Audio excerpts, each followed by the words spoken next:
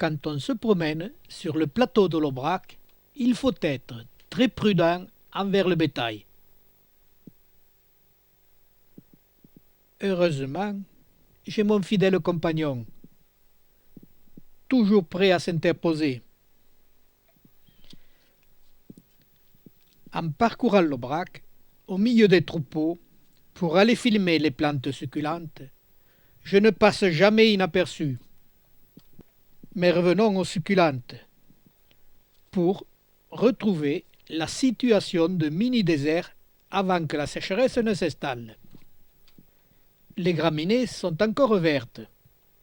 Nous avons vu que quand la sécheresse apparaît, les graminées mortes n'ont aucun pouvoir pour retenir le substrat, l'érosion faisant le reste. Seules les plantes succulentes, qui sont capables de résister aux grandes sécheresses par leurs racines toujours en vie, retiendront le substrat et joueront ce rôle de conquête de l'impossible, la roche nue. Les graminées et autres végétaux viendront par la suite remplacer les succulentes. On retrouve le processus complet: roche, lichen, mousse, succulente et graminées. Cette situation est très visible sur tous les éboulis. Presque tous les éboulis du plateau de l'Aubrac nous décrivent ce processus. À l'avant des prairies,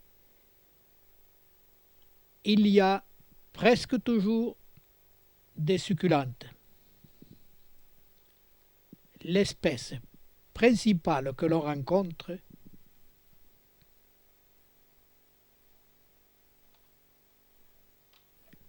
c'est le sédum rupestre, variété réflexum, qui joue ce rôle de conquête, mais celui-ci est moins visible sur les falaises.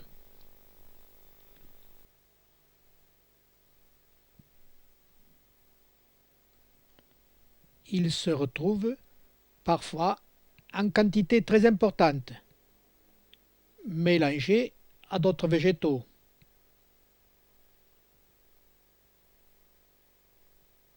Mais toujours aux endroits arides. Il y a un très grand nombre de sédums. Les identifier avec certitude n'est pas chose facile.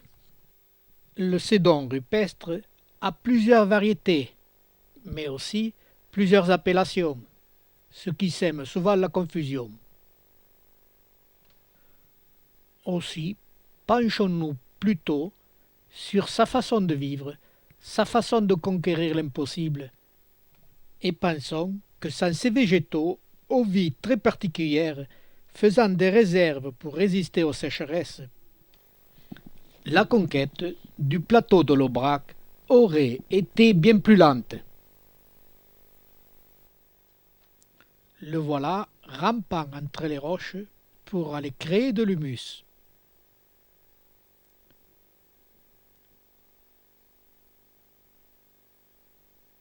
Plus on observe, plus on s'aperçoit de leur utilité. On voit bien moins cette situation en observant les falaises, d'autres facteurs rentrant en jeu.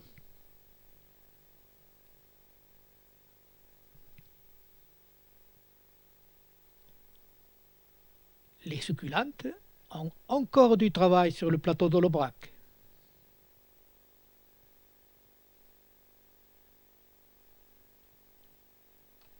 Là, un tas de roches amenées par l'homme.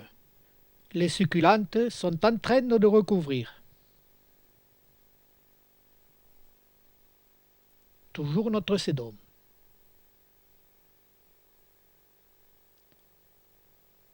Les graminées suivent. Mais revenons à notre mini-désert pendant la sécheresse. Les graminées sont mortes. Au centre du mini-désert, les succulentes sont bien vertes. Là, il n'y a pas encore de substrat. où la couche de substrat est très mince, toutes les graminées sont mortes. Au fil des ans, la couche de substrat s'est épaissie. Les graminées peuvent résister aux sécheresses. Maintenant, processus complet de conquête de l'impossible. Roches nues, lichens, mousses, succulentes, graminées sèches, graminées vertes. Cela se terminera par des forêts. Notre sédon rupestre, s'il est capable de supporter les sécheresses, est aussi capable de vivre les pieds dans l'eau. Le sédon rupestre, variété réflexon, se présente sous deux formes. L'une glauque, ce qui lui donne cette teinte bleutée. La deuxième verte. Les deux formes sont perpétuellement mélangées.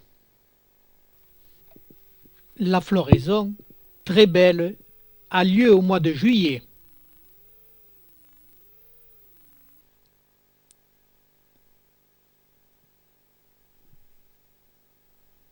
Les fleurs, très nombreuses, en corolle, sont très mellifères et sont visitées par une multitude d'insectes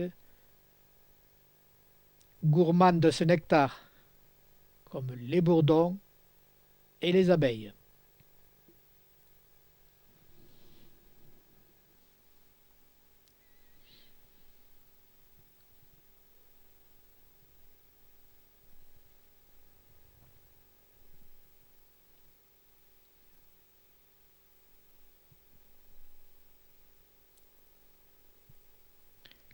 Ces sédons rupestres, par leur multitude de fleurs, embellissent les talus des routes. Ils sont les premiers conquérants après le passage des bulldozers.